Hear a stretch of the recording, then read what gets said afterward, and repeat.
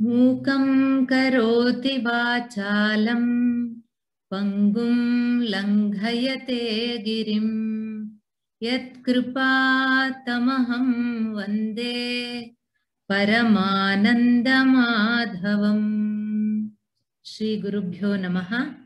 वन्दे संस्कृतमातरं। शुभसायं नमांसि।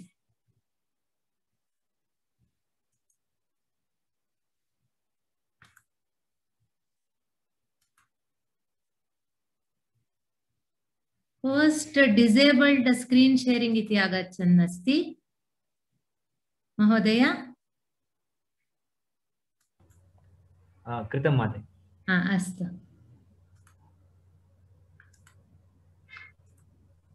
अस्तु, धन्यवादः।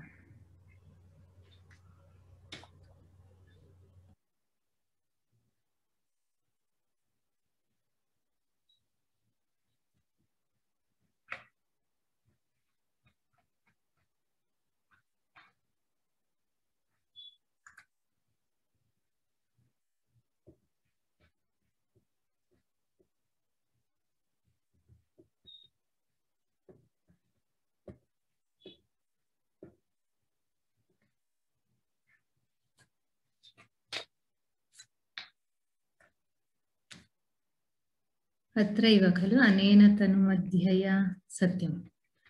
अस्तु, अत्र पुनः एकवारम् एतस्य पद्यस्य अर्थम् उक्त्वा अनन्तरम् अग्रे गच्छामः।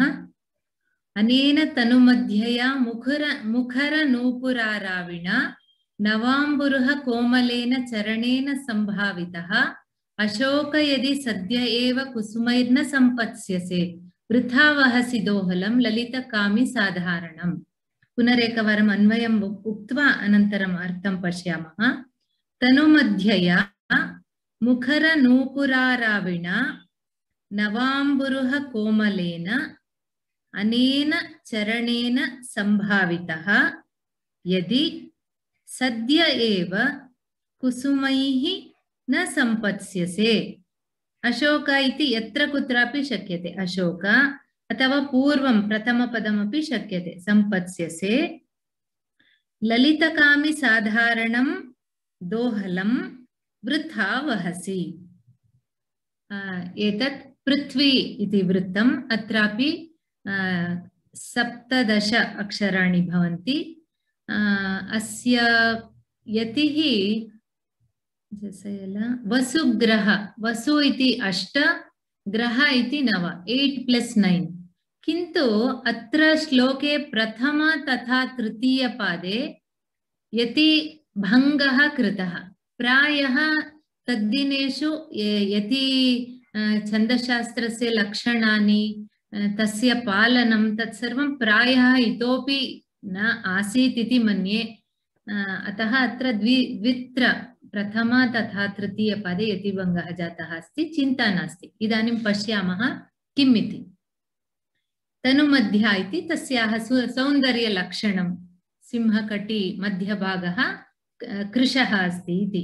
हे अशोक, अशोकवृक्षं सम्बोधयति अग्निमित्रः। हे अशोक, तनुमध्यया अनया कया मालविकया। मुखर इत्युक्ते शब्दः। आराविन् इति आरावः इत्यपि शब्दः। आराविणा इति नूपुरस्य शब्दः। इत्युक्ते मुखर किञ्चित् उच्चस् नूपुरस्य वदामि तस्य तनुमध्यया मुखर नूपुर आराविणा। मुखर शब्दायमान, अस्य नूपुर आराविणा नूपुरस्य ध्वनिना सद्यं यदि अनन्तरं कथमस्ति तस्याः चरणः। नवाम्बुरुह कोमलः, नवाम्बुरुह कोमलेन इदमिदानीं विकसितकमलसदृशम् अस्ति। तादृशचरणेन संभावितः, भवान् इदानीम् अतीव अतिशयेन भावितः, बहुमानितः। यदि सद्य एव इत्युक्ते शीघ्रमेव कुसुमैः न सम्पत्स्यसे। यदि भवान् कुसुमैः युक्तः न भविष्यसि तर्हि ललितकामि साधारणं सर्वेषाम् इदानीम् अशोकस्य दोहलापेक्षा अस्ति कामिनामपि किमपि कस्यापि लाङ्गिङ् अपेक्षा भवति ललितकामि साधारणं दोहलापेक्षाम् अथवा चरणताडनापेक्षरूपं वृथा वहसि व्यर्थं धारयसि इत्युक्ते सः किं तस्य आशयः किम् इत्युक्ते what is the good of your having a longing if after it is fulfilled in the best possible way by the most competent person अत्र मालविका सुन्दरी तस्याः चरणः सुन्दरः तादृशेनापि यदि भवान् पुष्पितः न भवति then you are still with all this if you are still obstinate in withholding the blossoms then you don't deserve to have that longing सर्वे अशोकदोहदस्य विषये बहुधा वदन्ति तद् व्यर्थं भवति सखे वचनावसरपूर्वकं प्रवेष्टुम् इच्छामि सः महाराजः यद्यपि मालविकायाम् अनुरक्तः तथापि तस्य गाम्भीर्यम् अस्ति तस्य एका सीमा अस्ति तद् अतिक्रम्य सः न आगच्छति अतः इदानीं सः कस्य प्रतीक्षायाम् आसीत् अतीव शुभ अवसरस्य वेरी लाइक प्रॉपर ऑपर्चुनिटी अतः सः वदति वचनावसरपूर्वकं प्रवेष्टुम् इच्छामि एषः एव शुभ अवसरः मम अत्र प्रवेशं कर्तुम् अतः करोमि इति वदति विदूषकः वदति ये ह्येनां परिहासयिष्यामि सः वदति अस्तु उभावपि प्रवेशं कुर्वः अहं किं करोमि किञ्चित् विनोदं करोमि ये हि येनां परिहासयिष्यामि येनाम् इत्युक्ते मालविकाम् उभौ प्रवेशं कुरुतः अत्र निपुणिका तथा इरावती द्वावपि पश्यन्त्यौ स्तः निपुणिका वदति भट्टिनी भर्ता अत्र प्रविशति सा इरावतीं वदति इदं मम प्रथमं चिन्तितं हृदयेन किं भवति किम् आश्चर्यं प्रकटयति पूर्वमेव मया एतत् चिन्तितं मम हृदयं तथा अस्ति मम आर्यपुत्रस्य विषये सम्यक् जानामि केवलम् एतत् साक्षी समेतं तं ग्रहीतुम् इच्छामि स्म एतत् जानामि एव विदूषकः उपसृत्य यत्र मालविका तथा बकुलावलिका स्तः तत्र आगच्छतः द्वावपि भवति न युक्तं नाम अत्र भवतः प्रियवयस्य अशोको वामपादेन ताडयितुं सः किञ्चित् भाययति इत्युक्ते मालविका समीपम् आगत्य न युक्तम् एतद् यद् भवत्या कृतम् एतत् न उचितं न योग्यं किं कृतं न युक्तं नाम अत्र भवतः इत्युक्ते महाराजस्य प्रियवयस्यः अशोकः एषः अशोकः कः इति चिन्तयति भवती एषः अग्निमित्रस्य अतीव प्रियसखः प्रियवयस्यः अशोकः वामपादेन ताडयितुं किं कृतवती भवती अशोकवृक्षं वामपादेन ताडितवती वा एवं परिहासं करोति तदा उभावपि तत्र उभे मालविका तथा बकुलावलिके ससम्भ्रमम् अहो भर्ता द्वावपि आश्चर्यचकिते विदूषकः वदति बकुलावलिके त्वया गृहीतार्थया अत्र भवतीदृशम् अभिनयं कुर्वन्ती कथं न वारिता सः तत्र अत्रापि अर्थद्वयम् अस्ति त्वया गृहीतार्थया इत्युक्ते भवती तु महाराजस्य तथा मालविकायाः प्रणयं जानाति तद् ज्ञात्वापि अनन्तरं महाराजः समीपे भवत्याः समीपे अत्र अस्मिन्नेव प्रदेशे अस्ति इत्यपि जानाति एतत् सर्वं ज्ञात्वा कथं भवती मालविकां चरणेन अशोकवृक्षं ताडयितुं एतत् आदेशं दत्तवती समीपे महाराजः अस्ति यदि किञ्चित् कथमपि आह्वयति चेत् स एव धावन् आगच्छति स्म। तम् एव चरणताडनेन चरणस्पर्शेन पवित्रं कर्तुं शक्नोति। कथम् एवं कृतवती इति। अथवा किं भवती न जानाति, एषः अशोकः महाराजस्य प्रियवृक्षः। एतद् ज्ञात्वापि कथमपि ईदृशम् अविनयम्, अविनय इत्युक्ते किं, वामपादेन सा ताडितवती।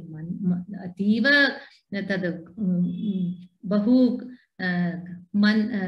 अतीव मृदु मृदु ताडनं।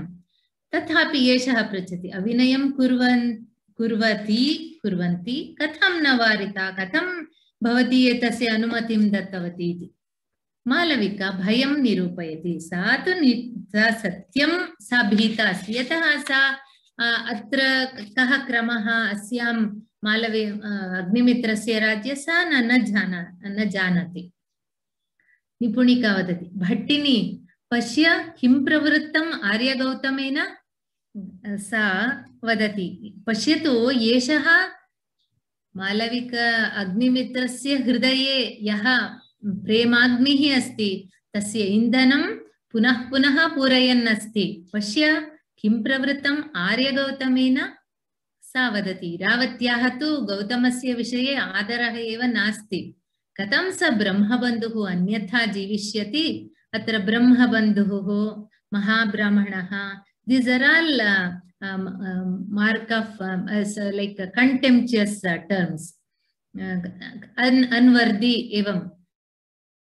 किं तत्र वसन्तोत्सवः भवति, जनाः उपायनानि यच्छन्ति, अनन्तरं नाट्यस्य कार्यक्रमस्य पूर्वं ब्राह्मणः इति तत् फलानि मधुराणि तत्सर्वं तस्मै दीयते। एतेन एव तस्य जीवनं खलु। सः अन्यं किं अन्य उत्तमकार्यं कथं वा कुर्यात् इति तस्य विषये एवं वदति। वस्तुतः तथा न। विदूषकः ज्ञानी एव, केवलं जात्या ब्राह्मणः इति न, सः ज्ञानी एव। अत्र तु महाराजस्य आप्त मर्मसचिवः, अतः सः प्रियसखः यदिच्छति तत् करोति, तस्य दोषः न। किन्तु इरावत्याः मनसि गौतमस्य विषये किञ्चिदपि आदरः नास्ति, अतः सा एवं वदति। कथं स ब्रह्मबन्धुः अन्यथा जीविष्यति, एवमेव एतादृशकार्याणि कुर्वन्नेव सः जीवति, अन्यत् किं वा उत्तमकार्यं करोति इति भावः। बकुलावलिका वदति, आर्या देव्या एषा नियोगम् अनुतिष्ठति, एतस्मिन् अतिक्रमे परवती इयं, प्रसीदतु भर्ता। सा बकुलावलिका किमर्थं मालविका वामपादेन अशोकं ताडितवती, ताडनं कृतवती इति वदति। आर्या महाराजा देव्या धारिण्या एषा नियोगम् अनुतिष्ठति। नियोगः इत्युक्ते अशोकताडनकार्यं। धारिणी देवी मालविकाम् अशोकताडनं कर्तुं नियोजितवती। तदनुगुणं एषा धारिण्याः आज्ञां पालयति। एतस्मिन् अतिक्रमे परवती इयं, परवती इत्युक्ते परवशा, पराधीना। एतस्मिन् अतिक्रमे शी केनाट् वयलेट् एतस्य महाराज्ञ्याः आज्ञां। एषा कथं वा अतिक्रमणं कुर्यात्, प्रसीदतु भर्ता, प्रसन्नः भवतु। आत्मना समम् एनां प्रणिपातेति। मालविकाम् अपि वदति, नमस्करोतु महाराजं, राजानम् इति वदति। प्रणिपातनम् इत्युक्ते नमस्कारः। तदा राजा वदति, यदि एवम् अनपराधः, सत्यं महाराणी यद्वदति तत् करणीयमेव, अतः अत्र अपराधः नास्ति। यद्येवम् अनपराधः न अपराधः। भद्रे उत्तिष्ठ, हस्तेन गृहीत्वा उत्थापयति। एतत् तेन करणीयं न आवश्यकमासीत्, किन्तु मालविका तस्याः प्रेयसी, अतः सः यत्किमपि अवसरार्थमेव उत्कण्ठितः आसीत्। यदा सा नमस्करोति हस्तेन गृहीत्वा उत्थापयति। विदूषकः सः यत् अत्र यद्यद् भवति तस्य कारणं सर्वं वदति सः युज्यते देव्यत्र मानयितव्या सत्यं सत्यं कथं देव्याः आज्ञाम् उल्लङ्घयितुं शक्नोति देवी अत्र मानयितव्या देव्याः आज्ञा इति राजा अत्र पुनः तस्य अनुभवं श्लोकरूपेण वदति किसलय मृदोर्विलासिनी कठिने निहितस्य पादपस्कन्धे चरणस्य नते बाधा सम्प्रति वामस्य वामोरु तदेव प्रश्नः एव किन्तु श्लोकरूपेण किसलय मृदोः विलासिनी कठिने निहितस्य पादपस्कन्धे चरणस्य नते बाधा सम्प्रति वामस्य वामोरु वामोरु वाम इत्युक्ते सुन्दरम् इति वामा सुन्दरी इति वाम इति तत्र भिन्न भिन्न अर्थाः सन्ति वामः इति न दक्षिणः इति अर्थः लेफ्ट इति अस्ति वामा वाम इति पदस्य सौन्दर्यं सुन्दरम् इत्यपि अर्थः अस्ति तस्य ऊरु इत्युक्ते पादेन ताडितवती खलु अशोकम् अतः भवत्याः ऊरु सुन्दरौ स्तः वामोरु इति पुनः सुन्दर्याः संबोधनमेव विलासिनी प्रथमपदम् अन्वयक्रमं वदामि विलासिनी वामोरु कठिने पादपस्कन्धे निहितस्य किसलय मृदोः ते वामस्य चरणस्य सम्प्रति बाधा न केवलं तावदेव तथा नास्ति वा इति पुनरेकवारं वदामि विलासिनी वामोरु कठिने पादपस्कन्धे निहितस्य किसलय मृदोः ते वामस्य चरणस्य सम्प्रति बाधा न सा तां पृच्छति O charming one with graceful thighs तत्र ग्रेसफुल सुंदरी इति एव तद् गाम्भीर्येण भवति एतादृश अक्षरशः अनुवादः योग्यं न O charming one I hope your left foot soft as a shoot does not now feel pain being planted on the hard trunk of the tree.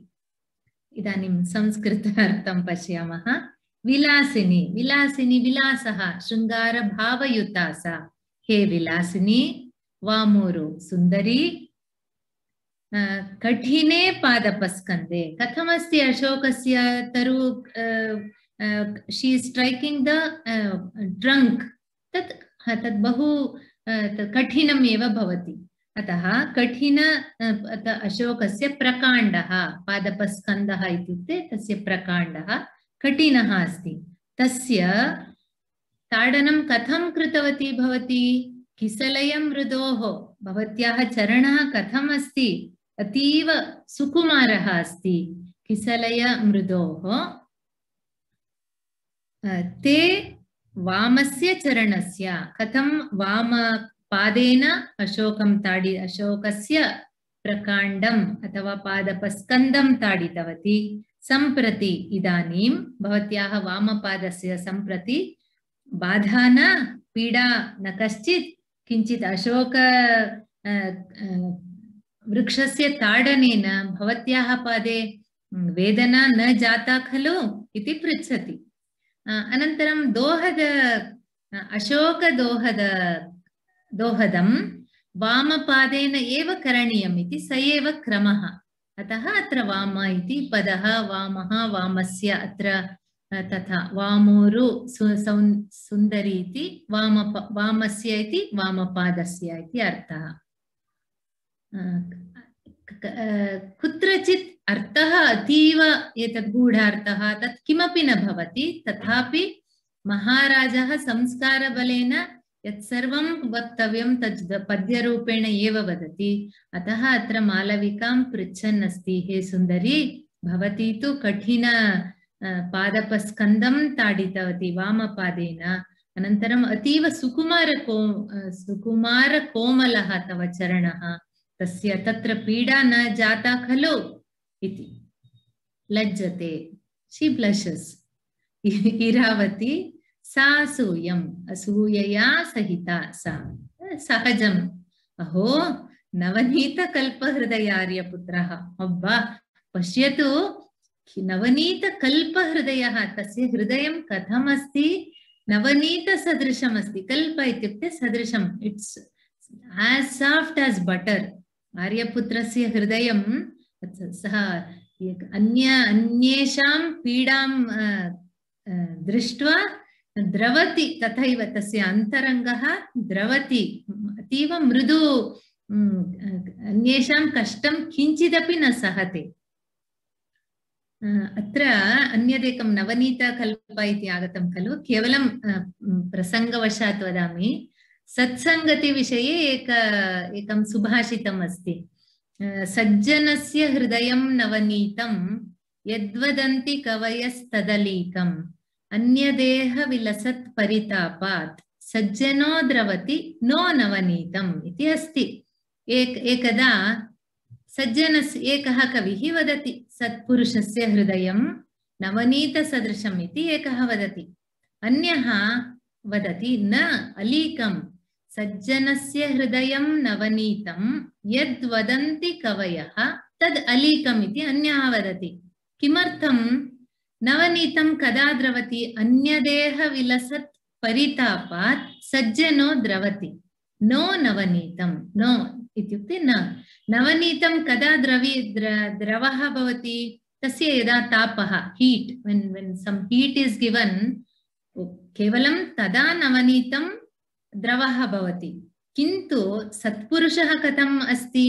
अन्यदेह विलसत् परितापात्, अन्येषां परितापः, मनसि यदा तापः, सन्तापः, कष्टमस्ति, तद् ज्ञात्वा एव एषः द्रवति. अतः सत्पुरुषः नवनीतस्य अपेक्षया इतोपि अधिक मृदुस्वभावयुतः इति तत्र वदति.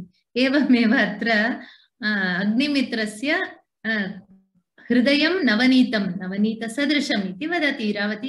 तत्र ध्वनिः, she is very sarcastic or ironically she says this. इत्युक्ते कथं, how tender, how can he be so tender इति, it's a sarcastic remark. Malvika पुनः अत्र मध्ये मध्ये एकदा मालविका बकुलावलिकयोः, अनन्तरम् इरावती निपुणिकयोः, पुनः अत्र गौतम महाराजयोः, तथा सम्भाषणं, वाक्यानि एवमेव परिवर्तितानि भवन्ति. बकुलावलिके ये हि अनुतिष्ठाम आत्मनो नियोगं देव्यै निवेदयावः. सा लज्जिता. पुनः अनन्तरम् इरावत्याः अति सूक्ष्मग्राही सा. इरावती यदा एवम् उक्तवती, अहो नवनीतकल्पहृदयार्यपुत्रः इति, तदा सा अतीव चतुरा अस्ति. सा ज्ञातवती इरावत्याः मनसि इदानीं मम विषये असूयापि अस्ति, क्रोधः अस्ति, एवं सर्वं. सा तत्र पुनः स्थातुं न इच्छति. द्वयोः विवादमध्ये तृतीयः तत् सम्यक् न भवति, सा न इष्टवती. अतः एहि आगच्छ, अनुतिष्ठामः आत्मनो नियोगं देव्यै निवेदयामः. वयं तु, अहं तु मम यत् कार्यं दत्तं तत् अनुतिष्ठं, तद् अहं तत् सम्पूर्णतया सफलतया कृतवती. आत्मनः नियोगं यत् कार्यं दत्तं देव्यै धारिण्यै निवेदयावः इति वदति. तदा बकुलावलिका सापि अतीव चतुरा. तेन विज्ञापय भर्तारं विसृज इति. सा किं वदति? अहं तु न जाने, यदि गन्तुम् इच्छति भर्तारं विज्ञापय, महाराजं वद, विसृज इति. That means you ask for his permission तस्याः अन्यः उपायः कः? इतोपि किञ्चित् महाराजा मालविकयोः मध्ये किञ्चित् वार्तालापः भवतु, किञ्चित् कालं कथमपि मालविका तत्रैव महाराजस्य समक्षे भवतु इति तस्याः आशयः। अतः अहं तु सिद्धा अस्मि, किन्तु भवती महाराजस्य आज्ञां विना कथं गच्छति? अतः विसृज इति विज्ञापयाम, तं प्रार्थय मां गन्तुम् अनुमतिं देहि इति। राजा वदति भद्रे यास्यसि। भद्रे यास्यसि इत्युक्ते किञ्चित् प्रतीक्षां करोतु इति अर्थे एवं वदति। that means you may go, किन्तु इदानीं न इति। तथा मम तावत् उत्पन्नावसरम् अर्थित्वं श्रूयताम्। किञ्चित् तावत् उत्पन्नावसरः इत्युक्ते मम किञ्चित् अवकाशः लब्धः अस्ति, लब्धावकाशः, किञ्चित् अत्यन्त सुवर्णावकाशः लब्धः अस्ति। अर्थित्वं श्रूयताम्। अर्थित्वम् इत्युक्ते मम प्रार्थनां, रिक्वेस्ट् किञ्चित् शृणोतु। अवहिता शृणु, किञ्चित् सावधानेन अवधानं देहि इति बकुलावलिका वदति। आज्ञापयतु भर्ता। सा तु सिद्धा अस्ति। अस्तु अस्तु वदतु महाराजा, अहमपि श्रोतुं सिद्धा अस्मि। अनन्तरं मालविकामपि वदति। अवहिता इत्युक्ते लिसन् अटेन्टिव्लि। राजा वदति धृतिपुष्पमयमपि जनो बध्नाति न तादृशं चिरात् प्रभृति स्पर्शामृतेन पूरय दोहलम् अस्याप्यनन्यरुचेः। धृतिपुष्पमयमपि जनो बध्नाति न तादृशं चिरात् प्रभृति स्पर्शामृतेन पूरय दोहलम् अस्य अपि अनन्यरुचेः। अयम् अन्वयक्रमं वदामि। अयं जनः, जनो इति जनः, अयं जनः अपि चिरात् प्रभृति तादृशं धृतिपुष्पं न बध्नाति। अयं जनः अपि चिरात् प्रभृति तादृशं धृतिपुष्पं न बध्नाति। अतः इति तद् अध्याहारः। अनन्यरुचेः अस्य अपि, अनन्यरुचेः अस्यापि दोहलं दोहदं समानौ दोहलं स्पर्शामृतेन पूरय। अस्यापि अनन्यरुचेः दोहलं स्पर्शामृतेन पूरय इति प्रार्थयति। तस्य प्रार्थना का इत्युक्ते एवमेव। किं वदति सः? अशोकम् उद्दिश्य, अशोकः महाराजस्य प्रियसखः, सः तु इदानीं ताडितः वामपादेन, इदानीं पुष्पितः भवति। मम का गतिः इति सः पृच्छति महाराजः। दिस् पर्सन् इत्युक्ते आत्मानं निर्दिश्य अहम् इति। This person has not put forth a blossom in the form of happiness. अत्र एतस्यापि दोहलम् अस्ति, लाङ्गिङ्ग्। किमर्थं? तत्र पुष्पं नाम हैप्पिनेस्, तस्य सन्तोषः। अतः this person has not put forth a blossom in the form of happiness for a long time. With the nectar of your touch, gratify, therefore the longing of him means me, who has no liking for anything else, anything. Ananya ruchehe, tasya kasyapi vishaye, कस्मिंश्चिदपि विषये किंचिदपि आसक्तिः अभिरुचिः नास्ति। तादृशः अहं मामपि स्पर्शामृतेन दोहलं पूरय।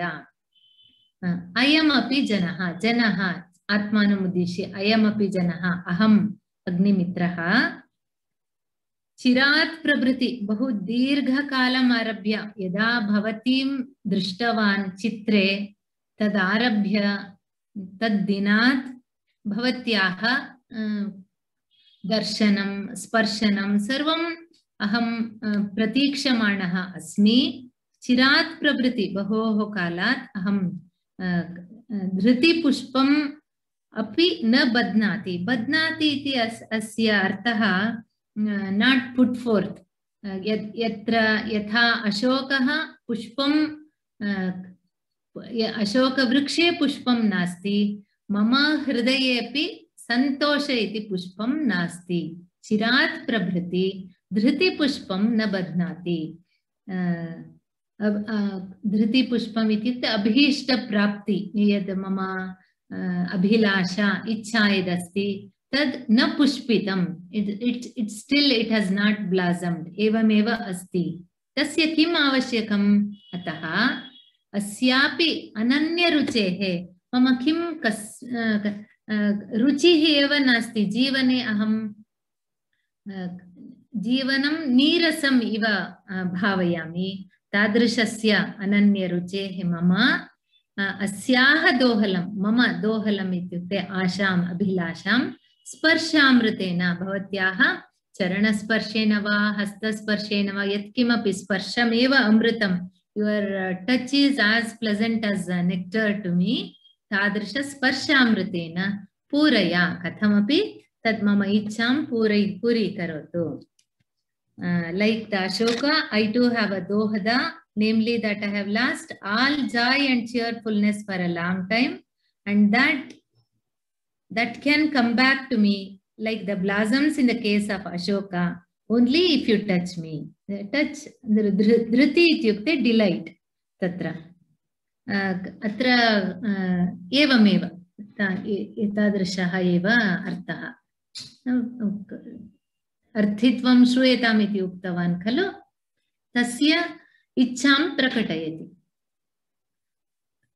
इरावती तत्रैव आसीत् सा सहसोपसृत्य सहसा सा तु इदानीम् एतावत् पर्यन्तं किञ्चित् तत्र कुत्रापि गुप्तरूपेण वृक्षान्तरिता गुल्मान्तरिता आसीत् तस्य पृष्ठभागे इदानीं सहसा उपसृत्य she just rushes to that spot पूरय नन् अशोकः कुसुमं दर्शयति अयं पुनः न केवलं पुष्प्यति फलति च it's a very to some extent it's an indecent remark but you can take it in a decent way also पूरय सा मालविकाम् उद्दिश्य वदति आम् पूरय भवति एतस्य आशां निश्चयेन gratify his wish पूरय ननु अशोकः कुसुमं दर्शयति दोहदापेक्षया वामपादेन ताडितम् ताडितः अशोकवृक्षः अशोकः तु किं दर्शयति कुसुमं दर्शयति पुष्पितः भवति अयं पुनः एषः महाराजः न केवलं पुष्प्यति फलति च एतस्य उक्तवान् खलु स्पर्शामृतेन किमपि धृतिपुष्पं करोतु एवमिति केवलं पुष्पं न फलमपि सः फलमपि धारयति अत्र एवं भवति एकं तु व्यङ्ग्यार्थे अस्तु एवमेव भवती तस्य मनोभिलाषां यदि पूरयति भवती तस्याः पत्नी भविष्यति अग्रे भवत्याः अपत्यानि पुष्पं फलम् इति तादृश अर्थः अपि अस्ति भवती पुनः सन्तानभाग्यमपि प्राप्नोति इति एकः अर्थः अनन्तरं नो चेत् एवमेव भवत्याः उन्नतस्तरः भवति भवतीं पट्टमहिषीमपि करोति एवम् अग्रे फलम् इत्युक्ते सर्वदा तद् आनन्दः तदापि अनुभवति इति सा वदति इदानीं मत्ता अपि अस्ति अतः मनसि यदस्ति निर्भयेण सा वक्तुं शक्नोति it's an advantage actually whatever she feels because she is in an intoxicated state so even our laws are very when people commit some crime the laws are not as strict when they are otherwise when they are in normal state what they commit अतः प्रायः कालिदासः न महिलानामपि मद्यपानस्य सेवनं तत्सर्वं सामान्यम् आसीत्। तत्तु वेदकाले अपि अस्ति। तस्य मितिः का तद्विषये अहं न जानामि, किन्तु महिलाः अपि मद्यपानसेवनं कुर्वन्ति स्म. See, bad habits are there. Even in those days they were there. Uttamaha purushaha api asan, madhyamaha api asan, nichaha api asan. Kalaha sarvada tathaiva. We say history repeats itself. Asmabihi kim karaniyam atra Agnimitraha purushottamah na. Tad maryada purushottamah kevalam Sri Ramasya vishaye vadamaha. किन्तु अत्र अन्यदपि कारणमस्ति. एषः महाराजः सामान्यपुरुषः न. महाराजानां भिन्नभिन्नप्रसङ्गेषु विवाहः अनुमितः. इत्युक्ते विवाहस्य अनुमतिः अस्ति शास्त्रेपि. यतः राज्यविस्तारकारणात् करोति. एवं कदाचित् रक्षणार्थमपि करोति. एतादृश कारणानि सन्ति. अतः महाराजस्य विषये एषः अपराधः इति न. अनन्तरम् अग्निमित्रः यद्यपि मालविकाम् इदानीं पत्नीद्वयम् आसीत् तस्य, तथापि इदानीं मालविकायाम् अनुरक्तः अस्ति. Nobody can say which when the Cupid strikes his arrow. तदेव तस्य कार्यं खलु. अतः अत्र महापराधः इति महाराजस्य विषये वक्तुं न पारयामः. किन्तु एतस्याः एषा तु सपत्नी. Naturally she will, that jealousy, that feeling any woman will have. यदा तस्य पतिः अन्यस्याम् अनुरक्तः भवति, का वा तस्य तादृशम् इच्छति. अतः अत्र सा स्वस्याः मनसि यदस्ति तां भावनाम् अत्र सा प्रकटीकरोति. यदि सा उन्मत्ता वदति वा अथवा तावदेव न वदति वा, यदा उन्मत्ता नास्ति तस्याम् अवस्थायां वदति वा तद् न. किन्तु अत्र कालिदासः प्रायः एवं, यतः धारिणी तु अतीव गम्भीरा सा पट्टमहिषी. अतः यद्यपि सा असूयापरा, सा न प्रकटयति. बहु सूक्ष्मरूपेण गाम्भीर्येण एव तस्य व्यवहारः. तस्याः वयः अपि तादृशः अस्ति. इरावती इतोपि किञ्चित् युवती एषा. अतः एषा यत् मनसि आगच्छति तत् सहसा तद्वदति. अत्र एवं करोति, आचरति.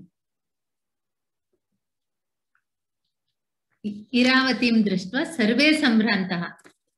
केनापि तस्याः आगमनं तत्र न ऊहितम्. इत्युक्ते केवलं विदूषकः एकवारं महाराजं जागरूको भव, प्रायः तत्र इरावती आकारेण सा इरावती इव दृश्यते इति उक्तवान् आसीत्. किन्तु महाराजः तदा किम् उक्तवान्? कमलिनीं दृष्ट्वा ग्राहपेक्षया किमपि मतङ्गजः भीतः न भवति, एवं सर्वम् उक्तवान् आसीत्. किन्तु इदानीं यदा सा एवमेव मध्ये आगच्छति, सर्वे सम्भ्रान्ताः. किं कर्तव्यता मूढाः, किं कुर्मः तेषां. इट् वास् वेरि वेरि अनएक्स्पेक्टेड् एंड ते किमपि कर्तुं तदेव किं कर्तव्य मूढाः. राजा जनान्तिकं वयस्य का प्रतिपत्तिः अत्र? प्रतिपत्तिः इत्युक्ते यदि एतस्य किमपि मार्गः, is there what is the course of action? इदानीं प्रतिपत्तिः इत्युक्ते उपायः, विचारः, तथा अर्थः अस्ति. इदानीं किं कर्तुं शक्यते इति अर्थः.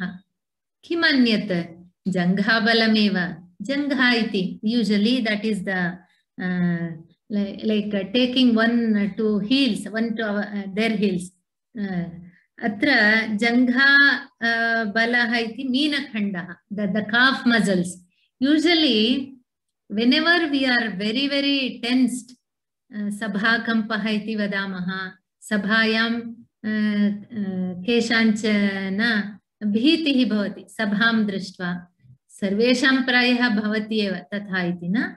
तदा किं भवति? जङ्घाबलः अत्र द काफ् मसल्स् दे स्टार्ट् शिवरिङ्ग् अत्र किम् एषः किं वदति किन्तु अत्र जङ्घाबलम् इत्युक्ते पलायनमेव इतः पलायनं कुर्मः यावत् शीघ्रं तद् अन्यत्र धावामः पलायनं कुर्मः इति वदति पुनः इरावती बकुलावलिकां वदति इदानीं बकुलावलिके साधु त्वया उपक्रान्तम् Iravati wanted to address Bakulavalika as well as Malavika because how can she allow them to go without being sarcastic about their action? Ataha sa Bakulavalikaam vadati sadhutvaya upakrantam ityukte abba bhavati tu ativa nipuna asti ativa nipunataya Maharajasya abhishtartam yadyat karaniyam asit Tvaya upakrantam, you have taken every, you have taken the authority into your hands, reins into your hands, and bahu samichinataya bhavati etat sarvam kritavati. Tad prashamsana tathaiva. It's an indirect this thing, very sarcastically, ironically telling her. Anantaram Malavikam uddishya vadati. Malavike, tvam tavadarya saphala prarthanam kuru. अस्तु त्वमपि किमपि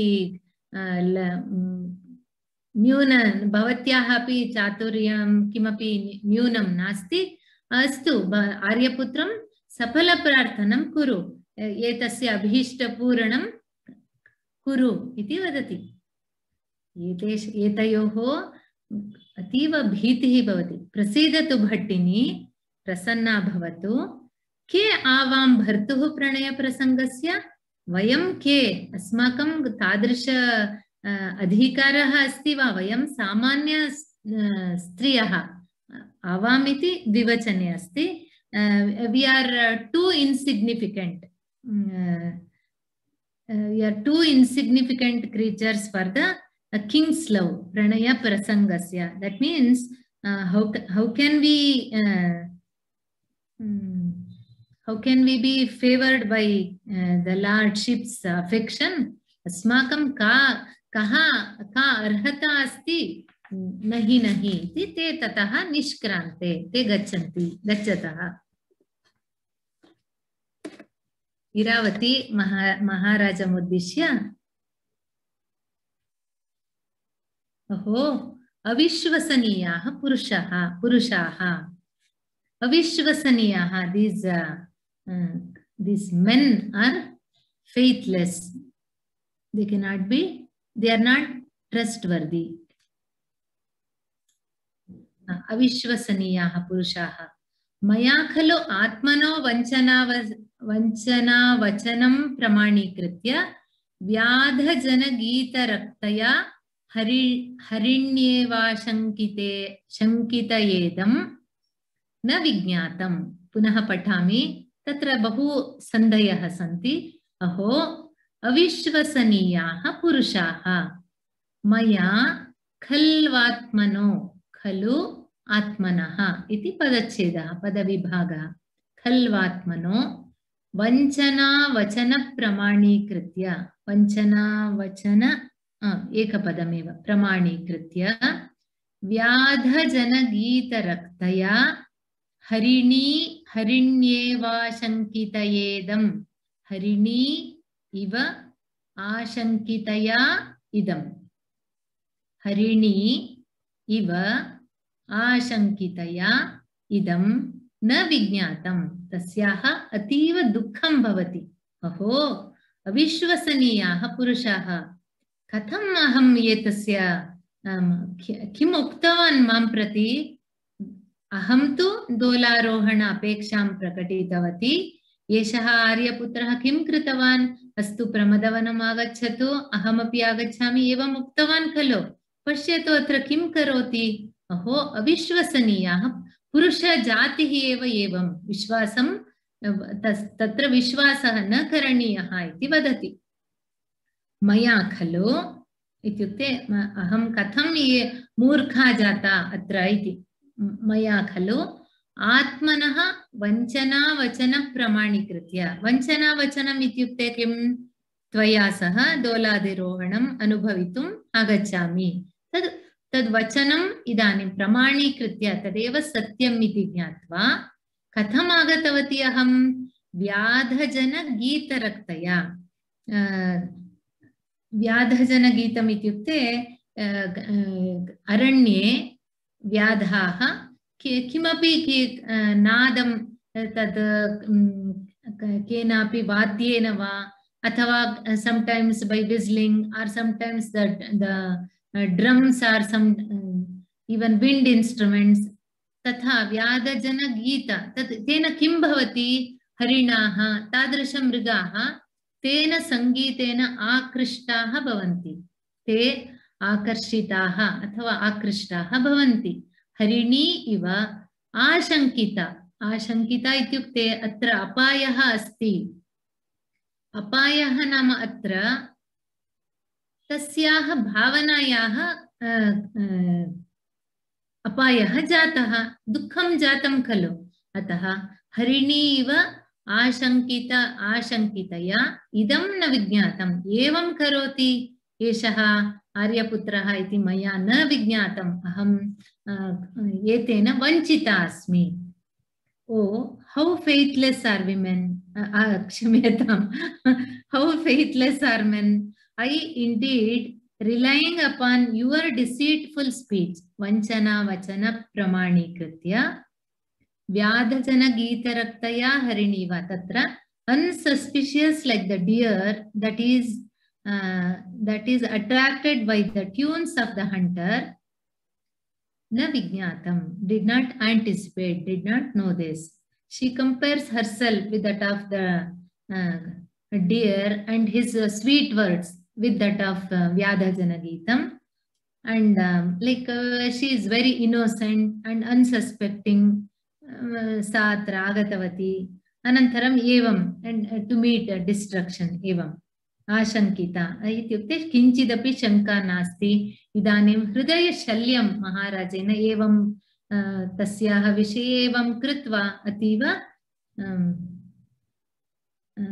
वेदना जाता इति। जनान्तिकं तत्र मध्ये this something pops up here and it obstructs the letters. प्रतियोजय किमपि, Pratiyojaya ityukte, somehow you fix this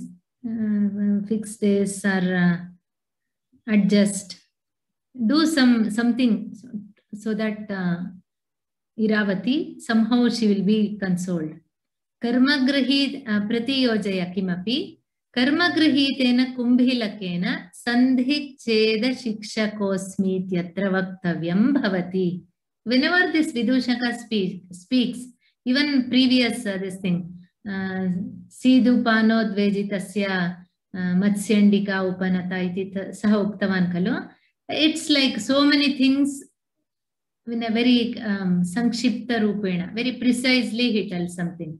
Karma grihitena kumbhilakena sandhicheda shikshakaha asmi iti atra vaktavyam bhavati. Karma grihitena Saha karmagrahitaha ityukte chora karmagrahita, red-handed, who has been caught red-handed. Karmagrahitaha is one who has been caught while doing something. But here, usually, it is referred to a person when doing some crime, when he is caught while doing that action. Karmagrahitena, kumbhilakena, kumbhilaka ityukte choraha. Sandhicheda shikshakaha asmi. Sandhicheda. Sandhicheda iti, this is it's a technical term. Sandhi, it is not that pada sandhi. Sandhi nama surangaha.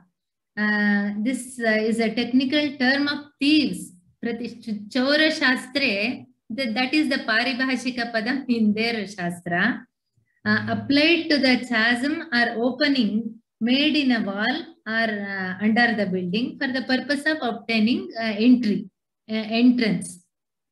So this was the standard mode of breaking in ancient India.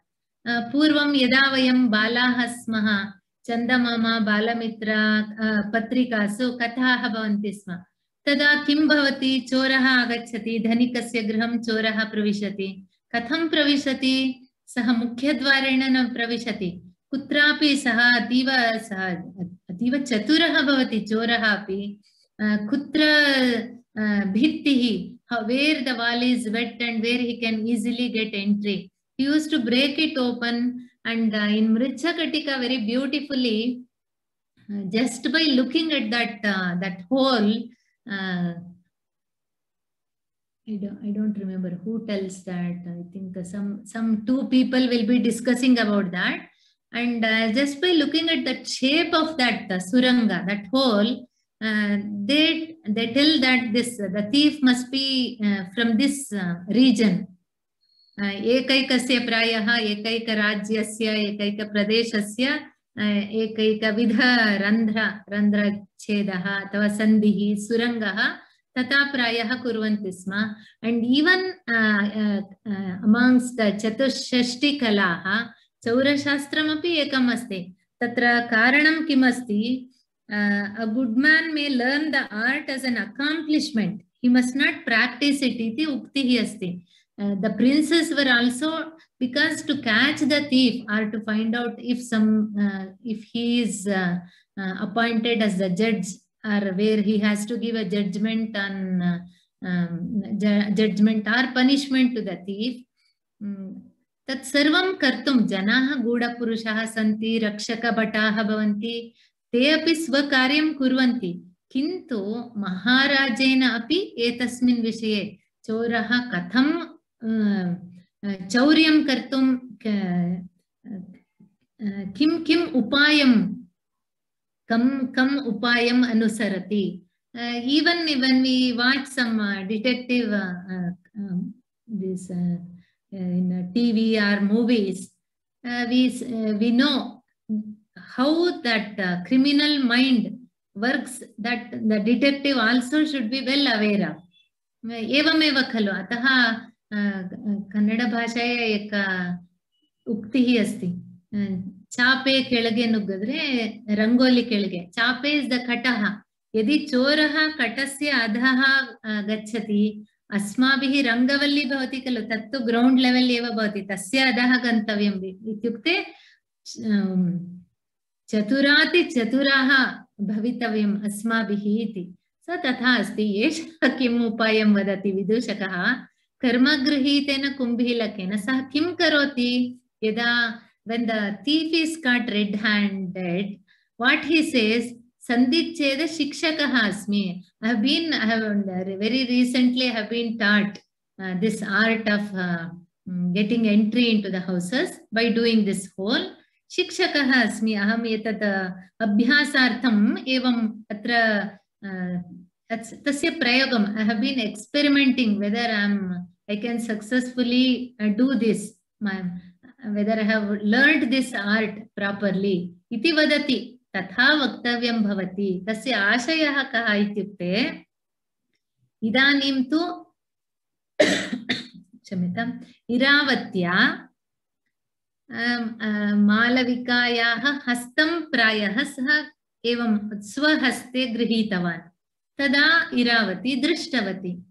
इदानीं किं वक्तव्यं महाराजेन, यथा कुम्भिलकः चोरः अहं सन्धिच्छेदं पठन् अथवा अभ्यासं कुर्वन् अस्मि इति वदति, यद्यपि सः अपराधं कृतवान् तथापि तस्मिन् क्षणे किमपि उपायं करोति, तथा भवता अपि इदानीं किमपि वक्तव्यं भवति. उपायेन इरावती यथा इतोपि उन्मत्ता न भवति, कोपेन क्रोधेन, तथा किमपि करणीयम् इति उपायं सूचयति. इट्स् लैक् कोडेड् इन् कोडेड् लैंग्वेज सः वदति. तदा राजा स ज्ञातवान्, सुन्दरी मालविकायां न मे कश्चिदर्थः. इदानीम् एषा एव सुन्दरी, सर्वम् एषा एव सुन्दरी. मालविकायां सा का मालविका धारिण्याः अन्तःपुरे अस्ति तावदेव. तस्यां न मे कश्चिदर्थः, I don't have any interest in her, कश्चिदर्थः नास्ति, मया त्वं चिरायसि इति कथञ्चिदात्मा विनोदितः। त्वं चिरायसि इति, भवती समये न आगतवती प्रमदवनम्, अहं पूर्वमेव आगतवान्, अतः अहं किं करोमि, एवमेव अशोकवृक्षस्य अधः स्थितवान् आसम्, तदा किम् अभवत्, एवम् एषा कथा, सः एवं वदति इति। मालविका बकुलावलिका अशोक दोहदार्थम् आगतवत्यौ, दोहदकार्यं कृतवत्यौ, अतः अहं केवलं विनोदार्थं, सा कृतवती खलु, अतः विनोदार्थम् अहम् एवं कृतवान् इति वदति।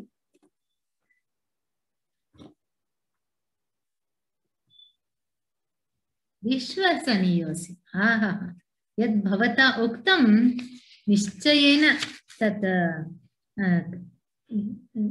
again this is a very even more sarcastic remark. Yes, I have to, whatever you have told, it's worth believing. There is not even an iota of truth in what you are telling. Maya न विज्ञातम् एतादृशं विनोदवस्तु आर्यपुत्रेण उपलब्धम् इति.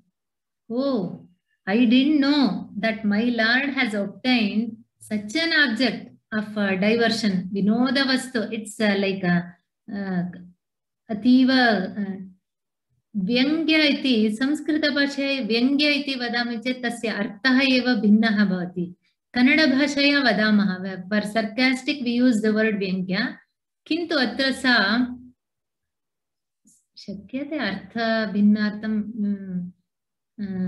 वक्रोक्ति तदेव कुटिलगति वाक्यस्य। विनोदवस्तु आर्यपुत्रेण उपलब्धम् इति। अहं न ज्ञातवती एतादृशं विनोदवस्तु मालविकारूप सुन्दरी एतस्याः भवतः विनोदवस्तु उपलब्धम् इति। I didn't know that such an object of diversion you have got. अन्यथा otherwise दुःखतरम् एवं न करोमि. I would not have done this. इत्युक्ते I didn't want to annoy you, or I didn't want to make my entry this way. बहु कष्टं प्रायः भवतः जातम् इति मन्ये. एतादृश विनोदवस्तु भवान् प्राप्तवान् इति मम कल्पनापि नासीत्. यदि अहं किञ्चित् वा जानामि तदा एवं मध्ये प्रवेशं न करोमि स्म.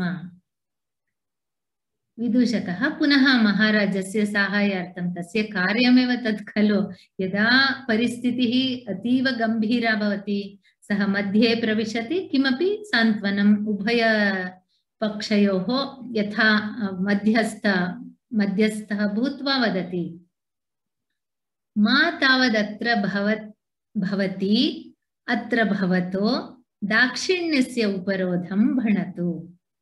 मा तावत् अत्र भवति अत्र भवतोः. अत्र भवति इत्युक्ते इरावती, अत्र भवतोः इत्युक्ते महाराजस्य षष्ठीविभक्त्याम् अस्ति. इत्युक्ते हे भट्टिनी, तत्र देवी इति न उच्यते, तद्दिने उक्तवती. भट्टिनी इत्युक्ते केवलं पट्टमहिष्याः देवी इति सम्बोधनं भवति नाटकेषु. भट्टिनी इति एतस्य अन्यपत्न्यः पत्नीनां भट्टिनी इत्येव सम्बोधनम्. अतः भट्टिनी इति तावदत्र भवति. अत्र भवतोः इत्युक्ते महाराजस्य दाक्षिण्यस्य उपरोधं भणतु. दाक्षिण्यस्य उपरोधम् इत्युक्ते he has not एतस्य महाराजस्य एतत् कार्यं दाक्षिण्यस्य उपरोधम् इत्युक्ते एषः किमपि अपराधं न कृतवान्. एतत् अपराधः इति न वदतु, दाक्षिण्यस्य उपरोधं न वदतु. समापतिदृष्टेन देव्याः परिजनेन संकतापि यदि अपराधी स्थाप्यते अत्र त्वमेव प्रमाणम्. समापतिदृष्टेन देव्याः परिजनेन संकथापि यद्यपराधी स्थाप्यते अत्र त्वमेव प्रमाणं। पश्यतु तस्य चातुर्यं। समापत्ति दृष्टेन, समापत्ति इत्युक्ते समापत्ति इत्युक्ते अकस्मात् अथवा यदृच्छया, by chance or by accident। समापत्ति दृष्टेन देव्याः परिजनेन, देव्याः परिजनः इत्युक्ते का? Malvika, बकुलावलिका। Just by accidentally or by chance, he has seen Dharini's attendants, and with them parijanena sankatha is just one small talk, very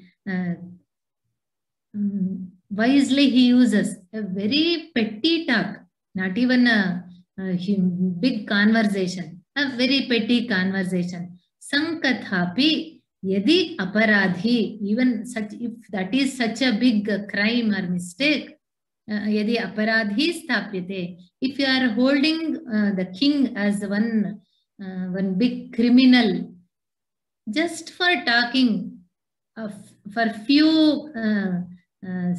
seconds with the parijana, with the subordinates of Devi, atra tvameva pramanam, atra saha anyadapi vadati. That means, that shows how mean you are. Satha navadati, that means your ladyship ought not to consider His Majesty's conduct a breach of politeness. If mere conversation, that sankata, if mere conversation with the attendants of the queen, when met by chance, samapatti drishtena, be considered a crime, then in this case you are the best judge. Tvameva pramanam iti artha kim? Bhavati eva etasya किंचित् एतस्मिन् विषये किंचित् चिन्तयतु। एतादृश एषः तादृश अपराधः वा?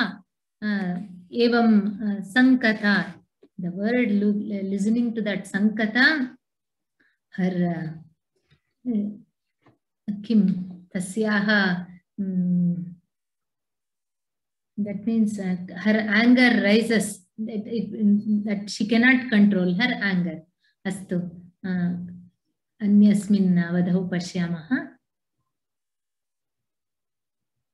अनुष्ठितम् आत्मना नियोगम् इत्युक्ते कार्यं, मम यत् कार्यम् अनुष्ठितम् इत्युक्ते समाप्तं, पूर्णं कृतम् इति। आत्मना नियोगं, नियोग इत्युक्ते अशोकदोहद कार्यं। नियोग is always some execution or whatever has been appointed. So I have executed, anushtitam executed, atmana niyogam, I have, that means myself, I have been done it.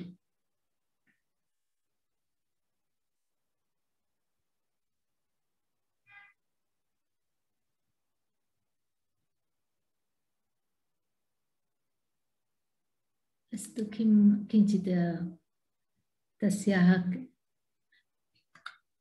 किमस्ति इति पश्यामि।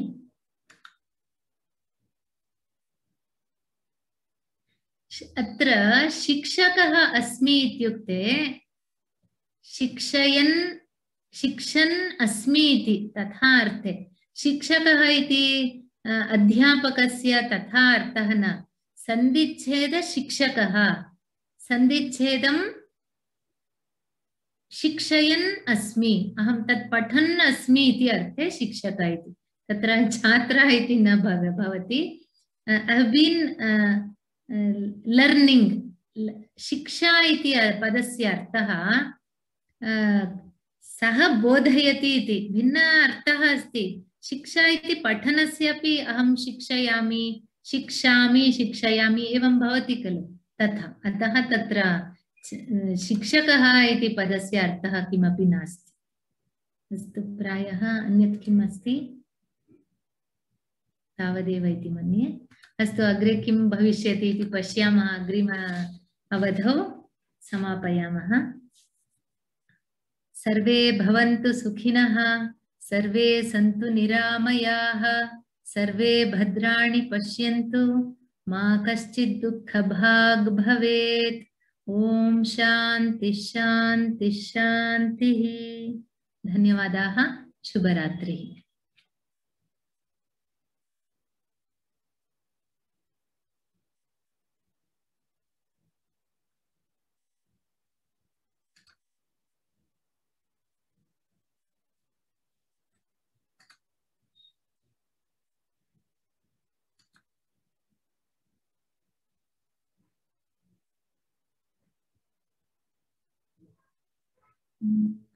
Somebody has raised hand. कस्य इति न जानामि। अस्तु, अग्रिम यदि संशयः अस्ति अग्रिमकक्षायाम् अग्रिमावधौ पश्यामः।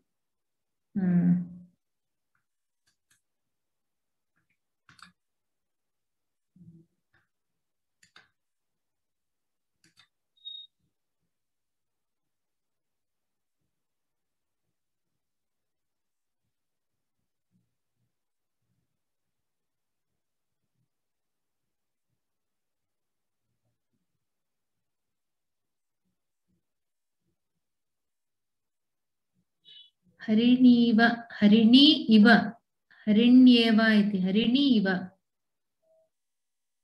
हरिणी एव। अस्तु, समापयामः।